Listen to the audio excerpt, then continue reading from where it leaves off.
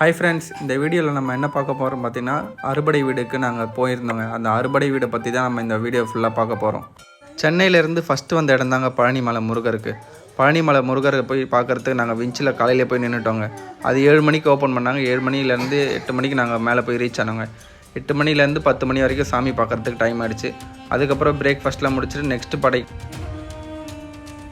இப்போ பழனி ஆண்டவரை பார்த்தாச்சு. நெக்ஸ்ட் நம்ம செந்தில் ஆண்டவரை பார்க்க போகிறோம்.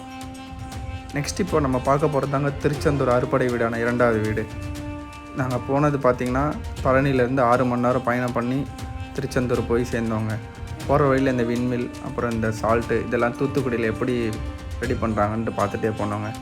6 மணி நேரம் ட்ராவல்ன்றதுனால கொஞ்சம் டயர்டாக தாங்க ஆச்சு. திருச்செந்தூர் ரீச் ஆகிட்டோங்க. ஃப்ரைடேவே ரீச் ஆகிட்டோம். ஃப்ரைடே நைட்டே சாமி தரிசனம் பண்ணிடலான்ட்டு நாங்கள் கோயிலுக்குள்ளே வந்துட்டோங்க. கோயிலுக்குள்ளே வந்து பார்த்தா கூட்டம் கொஞ்சம் கம்மியாக தாங்க இருந்தது. ஆக்சுவலாக ஒரு 1 ஹவரில் சாமி பார்த்துட்டு நாங்கள் ரிட்டன் வெளியே வந்துட்டோங்க.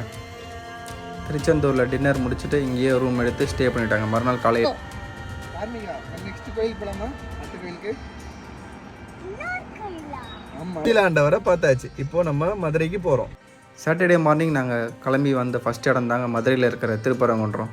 திருப்பரங்குன்றத்துக்கு ஒரு திருச்செந்தூர்லேருந்து ஒரு 4 ஹவர்ஸ் ட்ராவல் பண்ணி நாங்கள் திருப்பரங்குன்றம் ரீச் ஆனோங்க. திருப்பரங்குன்றம் முடிச்சுட்டு அடுத்து பழமுதிர்ச்சோலை போகலான்ட்டு இருந்தோங்க. திருப்பரங்குன்றத்தில் கூட்டமும் அவ்வளோ இல்லைங்க. சனிக்கிழமைன்றதுனால என்ன தெரியல, கூட்டம் கம்மியாக தான் இருந்துச்சு. நல்லபடியாக தரிசனமாக முடிஞ்சுதுங்க. இந்த குதிரை மேலே என் பொண்ணு ஏறி ஃபோட்டோ எடுத்தாங்க, பிரசாதம் கொடுத்தாங்க, அதையும் வாங்கி சாப்பிட்டோம். முடிச்சுட்டு என் பொண்ணுக்கிட்ட கொஞ்சம் பேசிவிட்டு அப்புறம் வெளியே வந்தோங்க. இங்கே வெயில் கொஞ்சம் அதிகமாக இருக்கிறதுனால பசங்களுக்கு நான் ஜூஸ் வாங்கி கொடுக்கலான்னு இருந்தாங்க.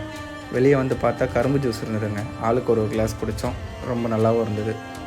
திருப்பரங்குன்றம் பார்த்துட்டு செகண்டாக கிளம்புற இடம் தாங்க பழமுதிர்ச்சோலை.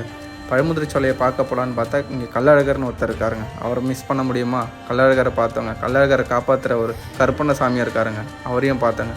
அவர் வந்து வருஷத்துக்கு ஒரு நாள் தான் அந்த படிக்கட்டு திறந்து காட்டுவோன்னு சொல்லியிருந்தாங்க. ஆக்சுவலாக அந்த படிக்கட்டு வந்து 18 படிக்கட்டு இருக்கோங்க. அந்த படிக்கட்டை வந்து ஆடி அமாவாசைக்கு மட்டும் தான் திறப்பாங்களாம். அமாவாசையாக பௌர்ணமியாக தெரிலங்க. நான் கொஞ்சம் குழம்பிட்டேங்க. நீங்கள் தெரிஞ்சால் கமெண்ட் பண்ணுங்கள். நாங்கள் அழகர் கோயிலோட என்ட்ரன்ஸு. இந்த கோயிலை தரிசனம் பண்ணிவிட்டு வெளியே வந்தது தாங்க இது. வெளியே வரும்போது ஒரு மயில் இறக்கில் ஒரு பிளெஸ்ஸிங்ஸ் கொடுத்தாங்க எங்கள் எல்லாருக்கும். இப்போ நீங்கள் பார்க்குறது தாங்க இந்த கோவிலோட வடிவமைப்பு. இதை நீங்கள் பார்க்குறங்க எவ்வளோ அழகாக இருக்குன்னு.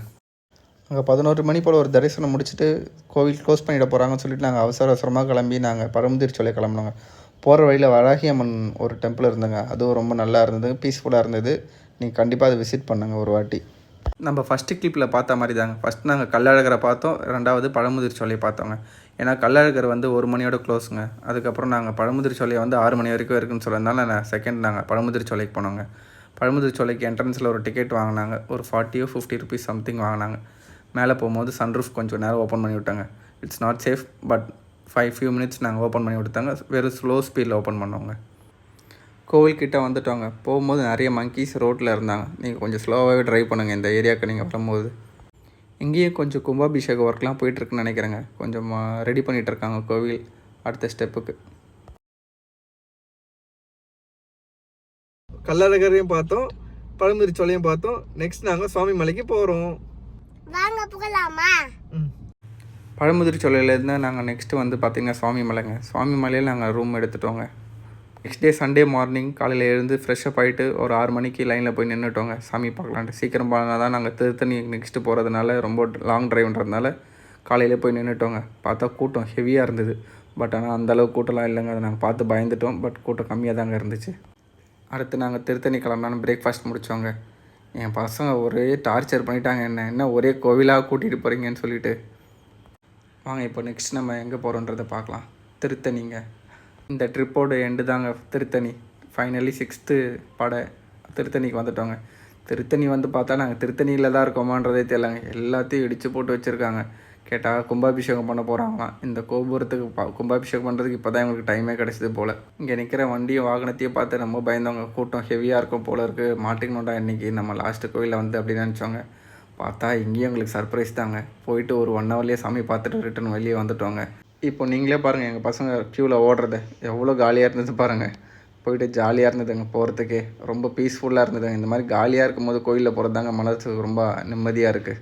ஃபைனலாக வெளியே வந்துட்டு கோவிலை சுற்றலான்ட்டு வெளியே வந்தாங்க. ஜாலியாக இருந்ததுங்க. வெளியே வந்து சுற்றிட்டு இது ரொம்ப பழக்கப்பட்ட இடம் இருந்தாலும் நம்ம சென்னை மாதிரியே எனக்கு ஃபீல் ஆச்சுங்க. ரொம்ப நாங்கள் அடிக்கடி லீஷராக வந்துட்டு போவோங்க திருத்தணிக்கு. ஆனால் வரும்போதெல்லாம் ரொம்ப கூட்டமாக இருக்கும், லைனில் நிற்போம், ஏதோ ஒரு ஸ்ட்ரகிள் இருந்துகிட்டே இருக்குங்க. ஆனால் இந்த வாட்டி என்னன்னு தெரியல, நம்ம 5 படம் பார்த்துட்டு 6வது படம் வரும்போது ரொம்ப முருகர் நமக்கு பிளெஸிங் கொடுத்துட்டாரு. ஃபைனலாக ட்ரிப்பு முடிச்சாச்சுங்க. இதுதான் திருத்தணி முருகர் கோயில் லாஸ்ட்டு. இங்கேருந்து நாங்கள் நேராக வீட்டுக்கு போகிறோம். பாய்.